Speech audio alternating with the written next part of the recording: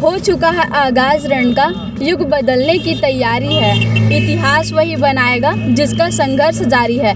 नमस्कार दर्शकों, ऐसे न्यूज़ में आप सभी का एक बार फिर से स्वागत है। मैं उमर निर्मलकर, ऐसे न्यूज़ रिपोर्टर अपने कैमरा सहयोगी मीना प्रजापति के साथ एक बार पुनः आ पहुंचे हैं भारत के हृदय स्थली बैतूल बाजार, जिसे बैतूल जिला के नाम से भी जाना जाता है। और ये जो जिला है अपने आप में पवित्र ताप्ती नदी के उद्गम स्थल का गौरव प्राप्त किए हुए है। और अभी हम मौजूद हैं नागपुर और भोपाल के हाईवे पे।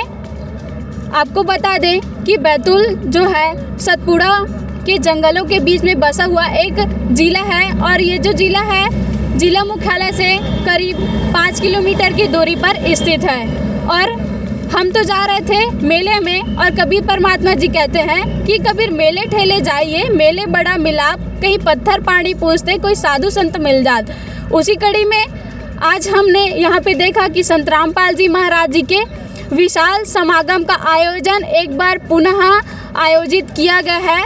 दर्शकों, जब जब विशाल समागम और दिव्य भंडारे की बातें आती है तब संत रामपाल जी महाराज व उनके शिष्यों के द्वारा मनाया गया विशाल समागम और दिव्य भंडारे लोगों के मुख पर चर्चा का विषय बना रहता है। और इस बोर्ड के माध्यम से आप जान सकते हैं कि ये जो समागम है किस उपलक्ष्य में मनाया जा रहा है। आप देख सकते हैं बोर्ड पे लिखा हुआ है कि जगत गुरु तत्वदर्शी संत रामपाल जी महाराज जी के 37वें बौद्ध दिवस और परमेश्वर कबीर साहिब जी के 506वें निर्वाण दिवस के उपलक्ष्य में 4 दिवसीय खुला पाठ महासत्संग समागम व विशाल महाभंडारे का आयोजन दिनांक 17, 18, 19 व 20 फरवरी 2024 को सतलोक आश्रम उर्दन जिला बैतूल मध्य प्रदेश में आयोजित की गई है। दर्शकों, जैसे कि संत रामपाल जी महाराज जी को आध्यात्मिक और सामाजिक कार्य का मसीहा कहा जाता है, लेकिन एक तरफ तो दुनिया संत रामपाल जी महाराज जी के ज्ञान का पुरजोर विरोध करती है, वहीं लाखों की संख्या में संत रामपाल जी महाराज जी के अनुयायियों की संख्या दिन ब दिन बढ़ती जा रही है। इसके पीछे क्या कारण है? और ये जो समागम है संत रामपाल जी महाराज जी के बौद्ध दिवस और कबीर परमेश्वर जी के निर्वाण दिवस के उपलक्ष्य में आयोजित की गई है, तो हमारे दर्शकों को इस ऐसे न्यूज़ चैनल के माध्यम से बताना चाहेंगे कि बौद्ध दिवस क्या होता है और निर्वाण दिवस क्या होता है। इसके लिए हमारे साथ में संत रामपाल जी महाराज जी के कुछ अनुयायी जुड़ रहे हैं, उनसे हम जानने का प्रयास करेंगे। नमस्कार सर। नमस्कार जी। क्या नाम है सर आपका? रतिलाल दास। कहाँ से हैं सर आप? इंदौर MP से। सर, जैसे कि यहाँ पे समागम हो रहा है तो हमारे दर्शक ये जानना चाह रहे हैं कि बौद्ध दिवस क्या होता है और निर्वाण दिवस क्या होता है। बौद्ध दिवस आज ही के दिन हमारे जगत गुरु तत्वदर्शी संत रामपाल जी महाराज जी को नाम दीक्षा मिली थी। जो हमारे जो दादा गुरुदेव जी हैं, आज ही के दिन 17 फरवरी 1988 को हमारे सदगुरुदेव जी जगत गुरु तत्वदर्शी संत रामपाल जी महाराज जी को नाम दीक्षा मिली थी। ये इसलिए उस उपलक्ष्य में बौद्ध दिवस मनाया जा रहा है। मतलब आप लोग का कहना है कि संत रामपाल जी महाराज जी के कोई और गुरु हैं, क्या नाम है उनका? उनका गुरु हमारे जो दादा गुरुदेव जी हैं स्वामी रामदेवानंद जी महाराज जी हैं। सर, और निर्वाण दिवस के बारे में भी बताइए हमें, और इसके पीछे जो कहानी है क्या उसको भी हमारे दर्शक जान सकते हैं? निर्वाण दिवस का मतलब है, निर्वाण दिवस का आज से 600 वर्ष पहले कबीर परमात्मा जी इस धरती पर बनारस काशी में आए थे। और उस समय हमारे जो कबीर साहब जी हैं, कबीर साहब जी ने उस दिन शरीर का त्याग किया था। तो उस शरीर का त्याग किया था, तो शरीर त्याग करने के बाद उनको 2 भागों में बांटना चाहते थे, हिंदू या मुस्लिम में। तो उनको केवल फूल ही मिले, वो सशरीर सतलोक गए थे उस दिन। उसको निर्वाण दिवस बताया जाता है। और निर्वाण दिवस के उपलक्ष्य में ही ये समागम मनाया जा रहा है। दर्शकों, अब हम आ गए हैं पार्किंग स्थल की ओर। यहाँ पे आप देख सकते हैं कि कितनी सारी बड़ी बड़ी गाड़ियाँ यहाँ पे व्यवस्थित तरीके से रखवाई गई है। और जो भगत भाई आ रहे हैं, यहाँ से आप देख सकते हैं जो भगत लोग आ रहे हैं, जो भी श्रद्धालु जन आ रहे हैं, उनकी पार्किंग की सुविधा बड़े ज़बरदस्त तरीके से यहाँ पे की गई है। चलिए यहाँ पे आगे कुछ लोगों से पूछते हैं कि यहाँ की व्यवस्था कैसी है। नमस्ते सर। सर साहब नमस्ते। आपका नाम क्या और आप कहाँ से आए? मैं घनश्याम दास, इंदौर पीथमपुर से। जी, यहाँ पे देखा जा रहा है कि बहुत सारी बड़ी बड़ी गाड़ियाँ यहाँ पे व्यवस्थित तरीके से है, तो इनकी क्या व्यवस्था आप संभाल रहे हैं, कैसी है यहाँ पे, आप बताना चाहेंगे कुछ? जी, हमारी क्या है कि जो हमारे पास में जो भगत भाई खड़े हैं और भी बहुत सारे हैं, लगभग 250 से 300 लेकर पार्किंग सेवादारी है। और जैसे कि आप पीछे देख रहे हैं, ये सब पार्किंग की व्यवस्था की गई है और हमारी सेवा पार्किंग में लगाई गई है। तो जैसे यहाँ पे बड़ी बड़ी गाड़ियाँ हैं, ये जगह फुल हो जाएगा तो इसके लिए और कोई सुविधा है? और यहाँ पे कितने एरिया पे ये सुविधा, पार्किंग की सुविधा प्रोवाइड किया जा रहा है यहाँ पे? जैसा कि आप पीछे देख रहे हो, ये लगभग 5 से 6 बीघा ज़मीन है, जिसमें अभी शाम तक पूरा फुल हो जाएगा। इसके बाद भी अगर कोई और भी वाहन आते हैं, जैसे बसें हैं, आइसर वगैरह है, लोडिंग गाड़ियाँ हैं, टेम्पू है और छोटी मोटी जो गाड़ियाँ हैं, ये पीछे का जो पार्किंग फुल होने के बाद भी हमारे पास कम से कम 70, 50, 60 बीघा के लगभग और भी पीछे पार्किंग है, जो व्यवस्था बहुत बढ़िया तरीके से की गई है। दर्शकों, अब हम आश्रम की ओर एंट्री करने वाले हैं। आप देख सकते हैं कि रास्ते में ये बड़े बड़े पोस्टर्स, संत रामपाल जी महाराज जी के बड़े बड़े सुंदर पोस्टर्स यहाँ पे लगाए गए हैं। इन पोस्टरों में कबीर साहब जी की वाणी भी यहाँ पे लिखी गई है, जो कि बहुत ही ज्ञानवर्धक है, इजी टू अंडरस्टैंड है सभी के लिए। दर्शकों, अब हम एक संत रामपाल जी महाराज जी के समर्थक से जुड़ चुके हैं। आप देख सकते हैं कि ये जो भाई है, ये व्हील चेयर से आए हुए हैं। आइए इनसे पूछते हैं कि ये यहाँ पे क्यों आए हुए हैं। नमस्ते सर। नमस्कार मैम। आप कहाँ से हो और आपका नाम क्या है? मैं एमपी मध्य प्रदेश जिला मुरैना से, तहसील बामोर से हूँ। जी, आप यहाँ पे व्हील चेयर पे आए हुए हैं, आपको क्या हुआ है? मेरा जयपुर में ऊपर छत पे से 3 मंजिल से नीचे गिर गया था, पैर की हड्डी टूट गई थी, उसका ऑपरेशन हुआ था। तो आपका ऑपरेशन हुआ है, फिर भी आप इतने दूर से संत रामपाल जी महाराज जी के समागम में आए हुए हो, इसके पीछे का क्या कारण है? वो परमात्मा कहते हैं, संत मिलन को चालिए तजमाया अभिमान, जो जो कदम आगे रखे हुए यज्ञ समान। परमात्मा कहते हैं कि परमात्मा के लिए एक एक कदम आगे रख के चलते हैं तो परमात्मा एक एक कदम कोट यज्ञ के समान होते हैं, और परमात्मा की शरण में आने से आई टले वाला।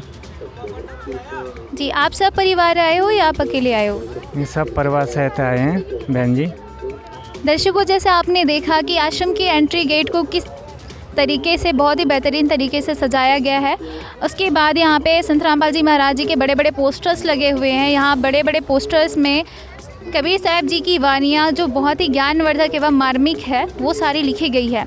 उसके आगे ही जो श्रद्धालुजन दूर दराज से आ रहे हैं, उनकी सुविधा के लिए यहाँ पे पीने का पानी और उसके साथ ही 4 बिस्किट की व्यवस्था यहाँ पे किया गया है। श्रद्धालुजन यहाँ से चाय बिस्किट लेके आगे आश्रम के अंदर प्रस्थान कर रहे हैं। आप सभी देख सकते हैं यहाँ की भीड़। दर्शकों, एंट्री गेट के बाद हम पहुँच चुके हैं जूता घर के पास। यहाँ पे जो कई भगतजन जो है यहाँ पे बैठे हुए थैले लेके। चलिए आगे जान के यहाँ की व्यवस्था के बारे में इनसे पूछते हैं। नमस्ते सर। नमस्ते दीदी। आपका नाम क्या रहा, आप कहाँ से आए हैं? मेरा नाम मांगीलाल बारोड़ है, मैं ग्राम सेमली जिला आगर मालवा से आया हूँ। आप यहाँ पे, आप सभी यहाँ पे बैठे हुए हैं, यहाँ पे आपकी क्या व्यवस्था है, क्या व्यवस्था संभाल रहे हैं यहाँ पे आप? जी, हमारे जगत गुरु संत रामपाल जी महाराज जी की सानिध्य में ये विशाल भंडारा जो चल रहा है, इसमें हमारी सेवा जूते की है। हम जो भी पुण्य आत्माएँ आती है उनके जूते लेते हैं, साफ करते हैं, फिर उनको एक टोकन दिया जाता है और वो जूते हम एक वो उसमें रखते हैं झोले में और वो वहाँ टांग के उनको टोकन देते हैं। और फिर वो जब रिटर्न आते हैं तब उनको उनसे टोकन लेकर जूते उनको दिए जाते हैं। इस प्रकार की हम सेवा करते हैं।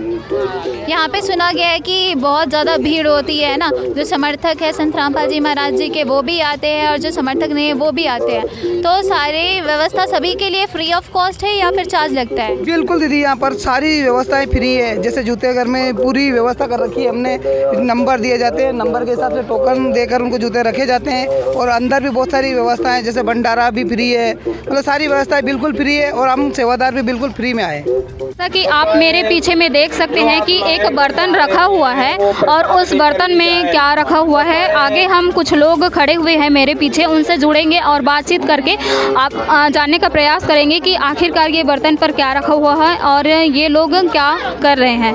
नमस्कार सर। नमस्कार। सर, आपका नाम क्या है? मेरा नाम संदीप दास है।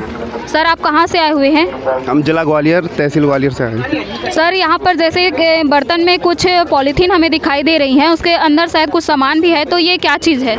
इसमें हमारे जो सतगुरुदेव जी के अनुसार जो श्रद्धालु आते हैं, भगत भाई और जो जगत के भी आते हैं, तो जो रास्ते में भंडारा सत्संग सुन के जाते हैं, तो सतगुरुदेव जी के अनुसार उनको रास्ते का जो जाते जैसे कितनी दूर रहते हैं उसके अनुसार पूड़ी राम और अचार राम का प्रसाद मिलता है, और साथ ही राम जो लड्डू राम का प्रसाद मिलता है और जलेबी राम।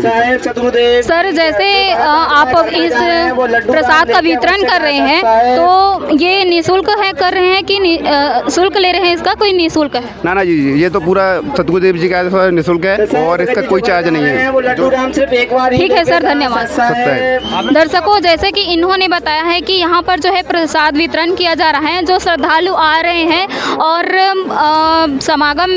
समागम पूरे होने के पश्चात यहाँ से प्रस्थान कर रहे हैं, उनको जो है रास्ते के लिए भंडारा और प्रसाद दोनों यहाँ पर निःशुल्क व्यवस्था किए गए हैं उनके लिए। आज हम सतलोक आश्रम बैतूल के मुख्य पंडाल पर है और यहाँ पर हमें काफ़ी सारे सजावट दिखाई दे रहे हैं। मैं कैमरामैन से गुजारिश करना चाहूँगी कि यहाँ पर जो डेकोरेशन किया गया है उनको आपको विस्तार से दिखाएंगे कि किस तरह से यहाँ पर सजावट किया गया है। जैसे कि आप देख सकते हैं कि फूल, बहुत सारे फूलों से यहाँ पर सजावट किया गया है और बहुत सारे यहाँ पर लाइट्स भी लगाए हुए हैं और कुछ लोग जो है यहाँ पर दिखाई दे रहे हैं और यहाँ पर जो तस्वीर लगी हुई है बहुत सारे, उनको भी सजावट यहाँ पर किया गया है। पूरे कवरेज दिखाएंगे जो डेकोरेशन किया गया है उसका। आप देख सकते हैं कि कितना ही सुंदर यहाँ पर सुंदर ढंग से सजाया गया है। नमस्कार सर। नमस्ते मैडम। सर आपका नाम क्या है? मेरा नाम रोशन लाल साहू है। सर आप कहाँ से आए हुए हैं? मैं छत्तीसगढ़ दंतेवाड़ा जिला से हूँ मैडम। सर यहाँ पर जैसे हमें बहुत सारे सजावट दिखाई दे रहे हैं और बहुत सारे लाइट्स यहाँ पर लगी हुई है, काफ़ी सारे डेकोरेशन किया गया है, तो ये किस कारण से किया गया है? ये है कि संत रामपाल जी महाराज जी के 37 बोध दिवस और कबीर परमेश्वर का 506वां निर्वाण दिवस का आयोजन के उपलक्ष्य में 4 दिवसीय खुले पाठ एवं महासत्संग समागम का विशाल भंडारे का आयोजन किया गया है। इसलिए सारे लोग यहाँ पर आ रहे हैं और अपने जन्म मरण का रोग मिटाने के लिए आ रहे हैं और यहाँ प्रणाम स्थल में प्रणाम करके प्रणाम कर रहे हैं। नमस्कार मैम। नमस्ते मैम, आपका नाम क्या है? मेरा नाम सिल्वर दासी है। मैम आप कहाँ से आए हुए हैं? मैं छत्तीसगढ़ के कांकेर जिले से आई हूँ। मैम आप उतने दूर छत्तीसगढ़ से चलकर यहाँ पर मध्य प्रदेश आए हुए हैं, तो यहाँ पर आप किस कारण से आए हुए हैं?